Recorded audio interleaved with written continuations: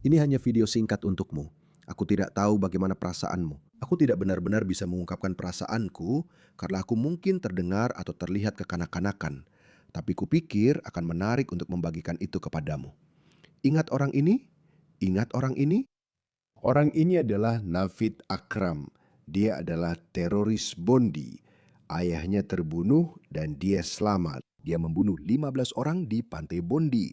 Sebagian besar dari mereka adalah orang Yahudi. Dia adalah seorang Islamis. Dia seorang Muslim, maafkan aku. Tapi dia hanya menjalani agamanya dengan lebih serius daripada beberapa Muslim lain yang kita lihat yang damai itu. Muslim yang damai itu hanya tidak tahu tentang Islam. Dan mereka tidak mengambil Islam seserius orang ini. Jadi dia mengambilnya dengan serius, pergi ke pantai Bondi. Pergi ke pantai Bondi dan menembak orang-orang tanpa ampun. Jadi ternyata, oke, ini pembaruannya. Kamu sudah tahu siapa dia.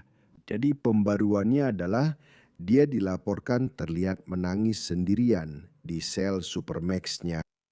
Dasar pengecat. Ingat, ingat rekaman video dia menembak orang tanpa belas kasihan itu? Anak-anak, saya rasa dia juga menembak seorang anak.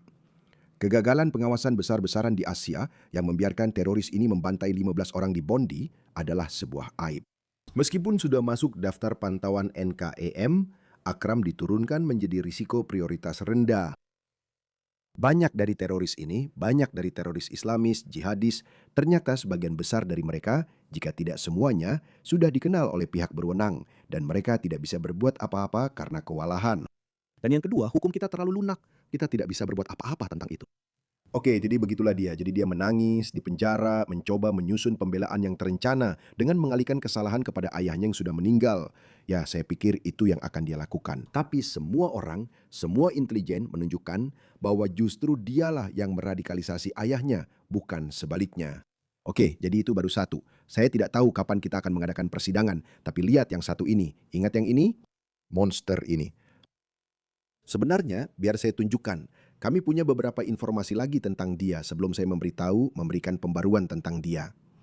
Sebelum saya memberikan pembaruan terbaru tentang dia, lihat ini. Ini dia. Jadi salah satu tetangganya mengirimkan video ini di mana dia menembakkan senjata ilegal di kebun belakang rumahnya. Lihat nama belakangnya. Vikram Dikwa yang terobsesi dengan senjata pernah memamerkan pistol di kebun belakang rumahnya pada tahun 2022. Maksud saya, pria satunya lagi itu saudaranya. Dia adalah preman. Dia preman yang kejam. Jika saya menemukan kesaksian dari salah satu teman sekolahnya, saya juga akan membacakannya untuk Anda. Jadi benar-benar anak nakal. Benar-benar pria jahat. Faktanya, inilah yang juga terekam di ponsel Henry. Saya tidak tahu siapa yang memanggil siapa jahat. Saya pikir dia bilang saya pria jahat. Lalu Henry berkata, "Kamu pria jahat." Dan seseorang sebenarnya membuat poin yang sangat bagus tentang Henry. Saya pikir Henry adalah itu membuat semuanya jadi lebih tragis. Karena menurut saya dia adalah anak laki-laki yang sangat baik dan manis. Jika kamu sedang berjalan di suatu tempat dan kamu melihat seseorang yang berpakaian asing dan membawa belati besar, apa reaksi pertamamu? Apa hal pertama yang akan kamu lakukan? Kamu mungkin akan mengubah arah jalanmu. Kamu tidak akan berjalan ke arah orang yang membawa pisau atau parang atau yang terlihat berbeda. Tapi dia jelas, ini aku bukan menyudutkan Henry, sama seperti aku tidak menyudutkan Irina karena dia juga buta warna. Dia punya poster BLM di kamarnya. Dan Henry hanya melihatnya lalu terus berjalan. Kalau itu aku, kalau itu orang lain, kalau itu siapa saja yang sudah menonton video tentang orang seperti aku, orang yang sekarang punya kesadaran budaya bahwa tidak semua budaya itu sama. Ada orang-orang dengan nilai budaya yang berbeda. Mereka punya perilaku yang berbeda, mereka menunjukkan perilaku yang berbeda. Dan menurutku, anak-anak kita perlu semakin memahami hal itu. Kalau tidak, mereka akan menjadi korban. Karena orang-orang gila yang tidak waras ini, mereka tidak peduli. Mereka tidak membeda-bedakan. Apakah kamu orang kulit putih yang progresif, atau kamu orang kulit putih yang konservatif? Mereka akan tetap menyerang. Seorang fanatik yang berkeliaran bebas atau orang gila akan tetap mengejar tanpa peduli siapapun.